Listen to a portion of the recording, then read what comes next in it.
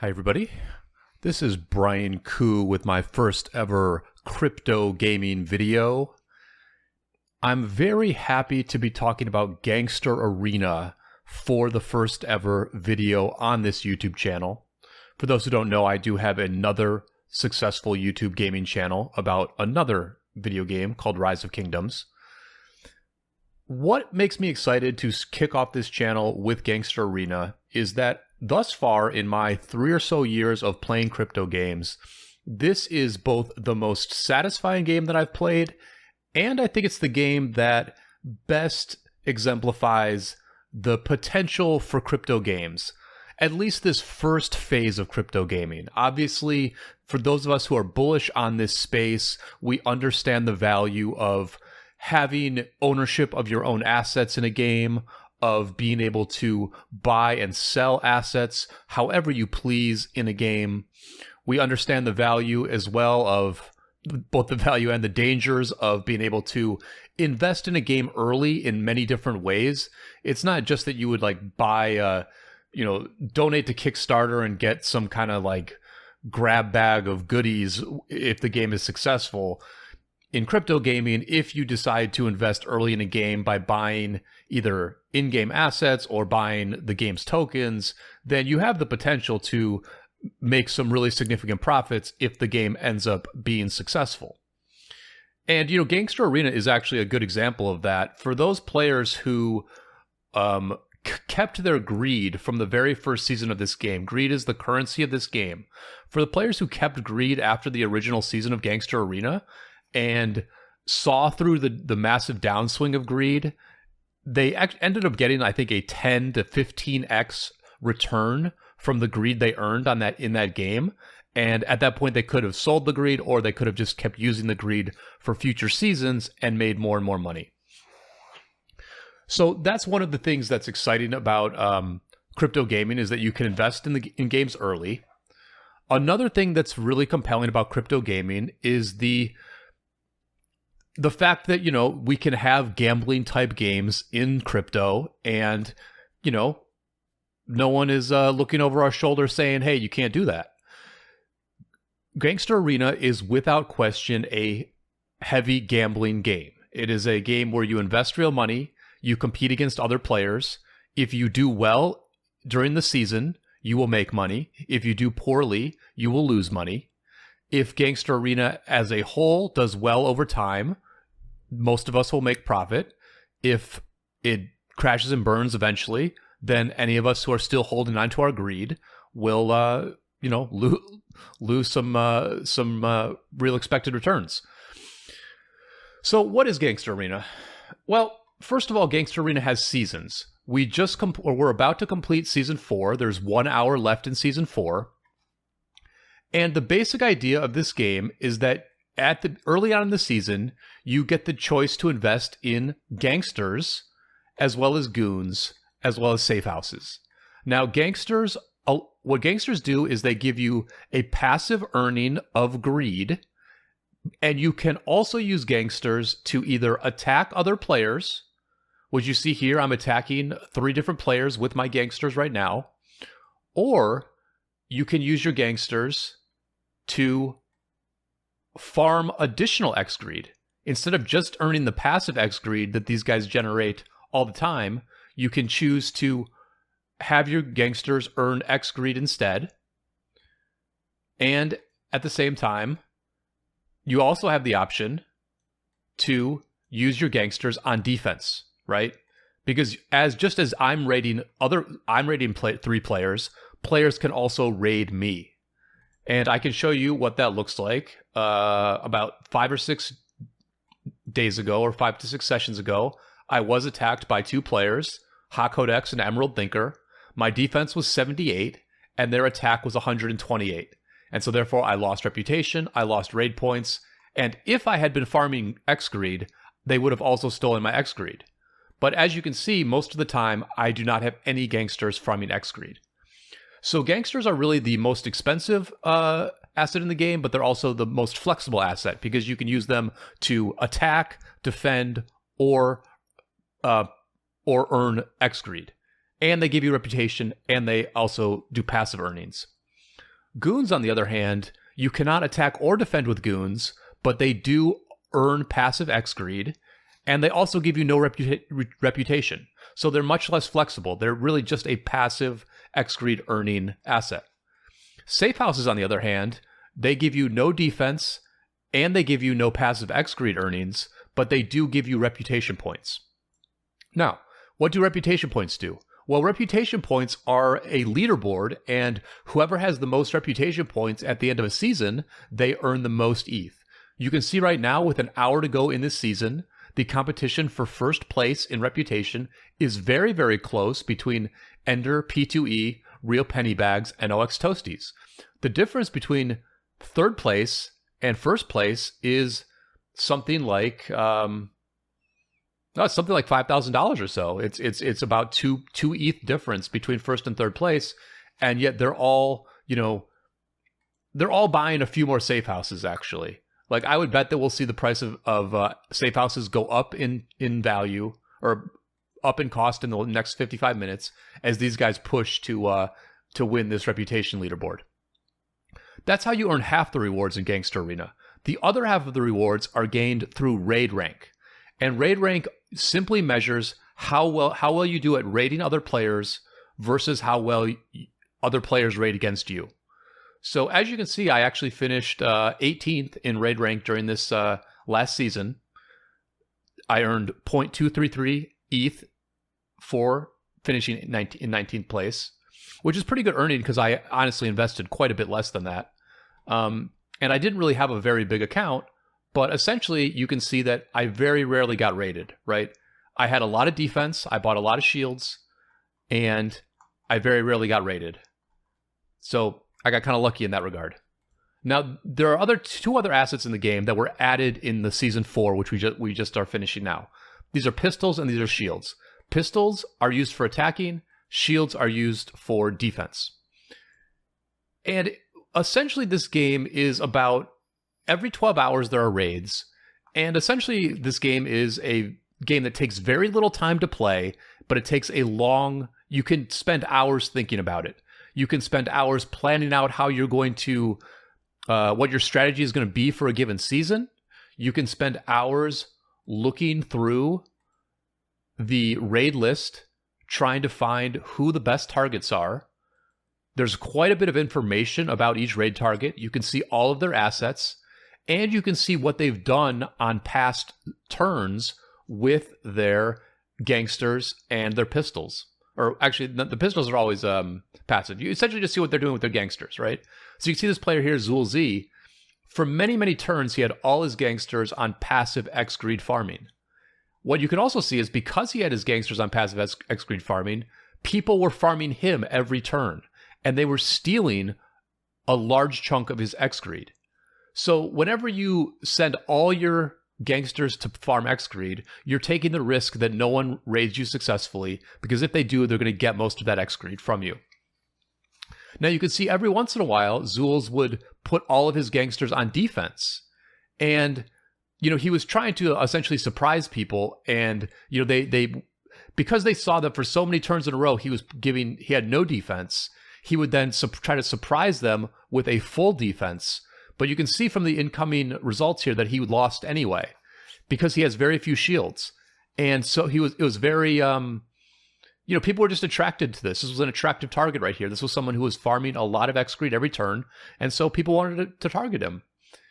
And he just sort of decided after 2 turns of trying to defend and still losing, well, I might as well farm and just keep a third of my earnings every turn. So there is a lot to think about every turn, and every 12 hours we got a very nice dopamine hit seeing the results of our rating. And just to go through my season in a nutshell, to give you a sense of this game, here's how things went for me. On the very first turn, I just farmed because I figured no one would notice me, right? This was not the very first turn of the game. I think this was like the second turn of the game. I figured no one would notice me because I was at the bottom of the leaderboard, and in the prior turn, I had not done anything and had no assets. So I farmed full X greed. Nobody attacked me. I got some X greed. Now, on the very next turn, people found me on the raid list. They were like, oh, this person's farming. Let's attack them. and on the very first turn, actually 4 players. Look at this, 4 players attacked me on the very first turn. I did have some defense, and I just did not expect this much of an attack, and this was an attack that I couldn't handle, and so I didn't lose any X greed, but I did lose raid points, right?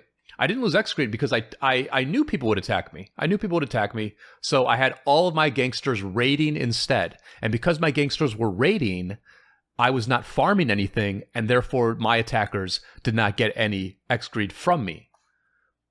That being said, they did take a lot of raid points from me, and I was not able to overcome the raid points that I lost with the raid points that I gained from attacking 2 players here. I attacked Alley Day and I attacked MX number, right? So I was kind of getting off to a bad start, actually. Now, on the second turn, I forget what my decision was. What did I do here? Yeah, I upped my defense a little bit, but they attacked me. They hit me again. I lost a bunch of raid points again. I was off to a very bad start this season. And then on the third turn, I believe I went for a very heavy defense here. I did. I put my gangsters on defense. I bought some more shields. I tried to defend on this fourth turn. I came very close to winning. I had 42 defense. They had 46 attack. And so these 2 players here, Monkey Man and Corbs Matt, they hit me again. And I was off to a very, very bad start. I was like near the bottom of the raid rankings. I was like in 4th or 5th to last place in raid rankings.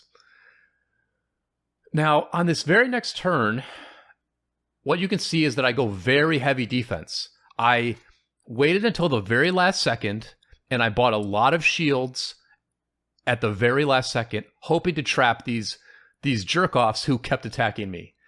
But at this point, Monkey Man, who was the main attacker, he actually was wizened up. He realized that I might, change tactics, and he went and attacked somebody else instead. So on this turn, I actually had a very bad outcome because even though I did block this one very small raider, I used almost all of my gangsters to defend, and I got nothing for that. So I was off to a very bad start. But at this point, I just decided, okay, the attackers have left me alone. I probably won't get attacked by somebody else. I'm going to go back to raiding. And you will then see that I gained a good bit of momentum where every turn I was gaining positive raid points and I was gaining positive X greed.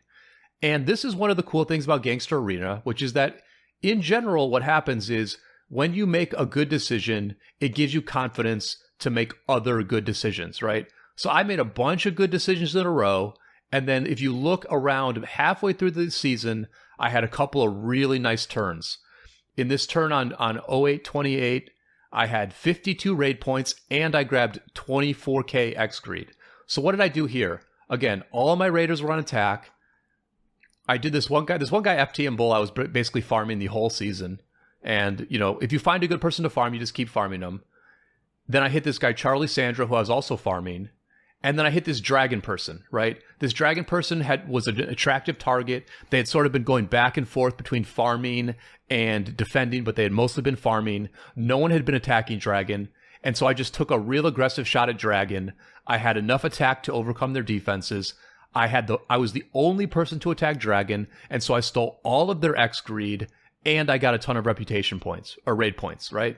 So that was a great turn for me, a very great turn. I had a lot of confidence at that point. On the very next turn, I picked another target. Oh, so I did a couple things here. I barely had enough defense. To stuff Tachyon here.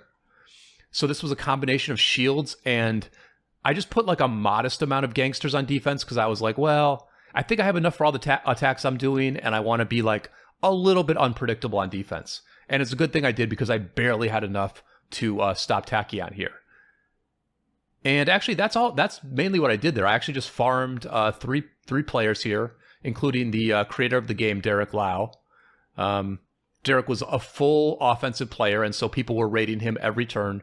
You can see that I was actually only 3% of the attack contribution on the game's founder. But I got a lot of raid points because I just put on some defense and got a really good bonus for successfully defending on this turn. Now, later on in the season, I actually did get attacked. You see here at the end, I got attacked and lost a lot of raid points. And then in the very next turn, I tried to go full defense, but my raiders had switched off me already.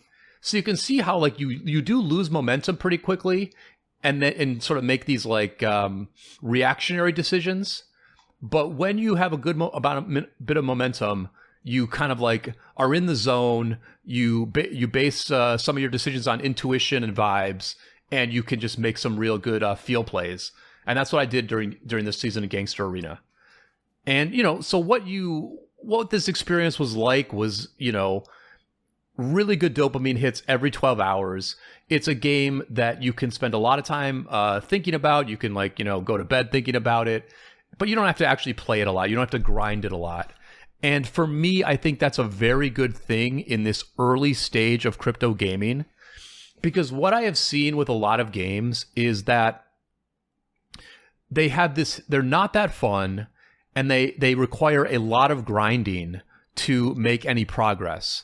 And the allure of the grind is that, there's money at the end of the rainbow. That, if you grind early on, that maybe these tokens that you're grinding or these assets that you're grinding will be worth a lot somewhere down the road. And what I have found is that has been a pretty unsatisfying experience in the games that I have heavily grinded. And so I don't really want to take a risk with my time or my money on games that either A, require a lot of time, or B, require a lot of front-end investment, right? There's just been too many failures of crypto games where I just don't think a lot of people want to take those risks anymore. And so what is going to be required for crypto gaming to go forward is, in my opinion, one of two things.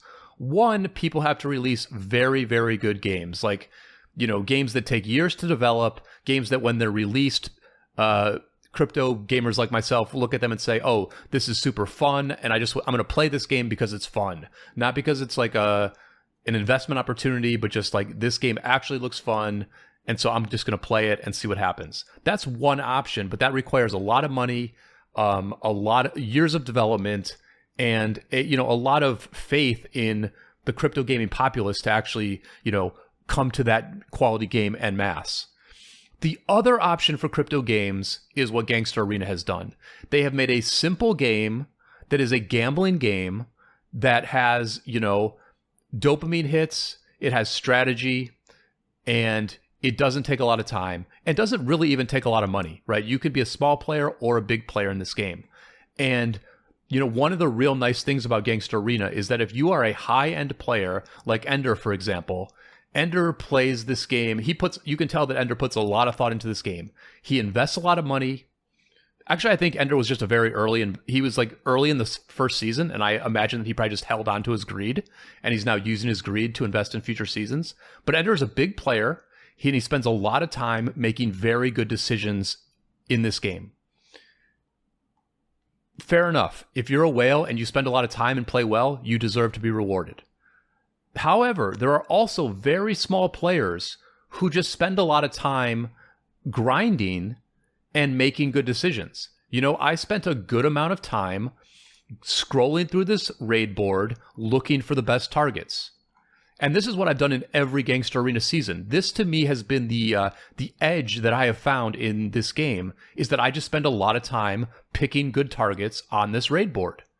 And the reality is, because this is a crypto game, you have a very diverse player base. You don't have a bunch of, professional gamblers or professional gamers who are just here to maximize their equity and and grind out every single cent of value they can. You have everything that runs the gamut from Bitcoin whales to, crypto traders who, wake up in the morning thinking about trading meme coins, and they just are playing this game on the side and not taking it seriously. And there's an edge there. There's an edge for everybody. Everybody who wants to find an edge can find it against people who are simply spending less time on this game or just playing it less intelligently. And I think that's a really good mix. I think a game that allows whales to be successful, but also allows small players to be successful, is a very good mix, right? Because it will continue to attract a wide variety of people. It will continue to attract whales, both skilled whales and losing whales, but it will also attract, people who are just seeing what this game is all about, and people like me who are taking it seriously and trying to earn, a few $100 every season. And in fact, in this season, I probably made, so let's add up what I got. I got 0.23 ETH from the raid leaderboard. I got another 0.035 here. So that's like 0.27 ETH. I also cashed out a bit of greed during the season. So, it's probably, even though ETH is crashing right now, I probably made something like $850 this season, and I really only invested like $250. So I made $600, and I also earned Blast rewards, because this is the final thing I want to point out here. This game is on the Blast network, and because it's a popular game on the Blast network, it was allocated 292k Blast Gold for Season 4 of Gangster Arena. And so I earned 721 Blast Gold, which is the most Blast Gold I've ever earned for any of my endeavors on the Blast network. And I earned that Blast Gold in addition to earning some U points, which is the coin of the company that makes this game, Uncharted, and earning about $850 worth of value in a combination of Ethereum and Greed. And the majority of my rewards will be in Greed, which is the native current token of this game. And so that's the final sort of bonus of crypto gaming, is that crypto gaming is a way for different networks to attract users. And as we know, as crypto veterans, when networks attract users, they often give out airdrops to both incentivize users to come to the platform and to reward the users who have ended up migrating assets to the platform and using it. And so a game like Gangster Arena and future games like it, or future games that sort of have the same ethos, there are likely to be embedded rewards in these games. Because we are in a nascent space, in a growing space, by participating in successful games, you are likely to find profit just from your usage in the game. We are, as a community, the Gangster Arena team is making a profit, right? Like the Gangster Arena community is making a profit. Every dollar that we invest in the game, every dollar that we spend buying gangsters or buying goons, it all cycles back into the prize pool. So the prize pool is 100% of everything that's invested in the game. And then on top of that, we get Blast Gold and U points as an extra reward. And that extra reward means that as a community, we are, in fact, in profit while playing this game. So, there is a path forward for crypto gaming. Like, there's just no way that the majority of the Gangster Arena player base can say anything other than, yes, this has been a good endeavor for us. We've, a significant portion of us have made money, and a significant portion of us have gotten extra rewards in the form of Blast Gold and U points. We'll see what is in store for future Gangster Arena seasons. They change the rules every year. This season, they added this thing called the Auction House, which was another very interesting game theory. It was just like an interesting PvP game theory thing. I made a bit of money on this by correctly guessed on a few of these weeks. I correctly did the minimum bid. I think this was the week. So you can see that so basically everyone was bidding to get these Greed rewards or to get these Greed rewards. And some people bid 14k X Greed and they lost. But because I just picked a really good bid amount, 14,800, I was one of the last people to win the Pouch of Greed, and I made a very tidy profit that week. So there's a lot of interesting PvE games that are possible with Gangster Arena. I'm sure they will continue to tweak the game and make changes to keep things dynamic. They have found a pretty good formula here in Season 4, so I hope they don't change too much. But, the future is bright for this game, And I think this is a very good template for what we can hope for from crypto gaming going forward. Good times, good dopamine hits, good competition, and some really nice profits. So if you made it this far in the video, I do hope you throw a like on it. Subscribe to this brand new crypto gaming channel. I plan to do more videos like this where I play a game in depth and then give you a review of the game on this channel and speak about the significance of the game in relation to the broader crypto gaming landscape. I am a longtime gamer. I have a lot of experience. I'm also a veteran crypto gamer at this point. I played a lot of games, and so I have a good perspective to bring you. I hope you'll stick around. I hope you enjoyed this one, and I will see you all on the flip side.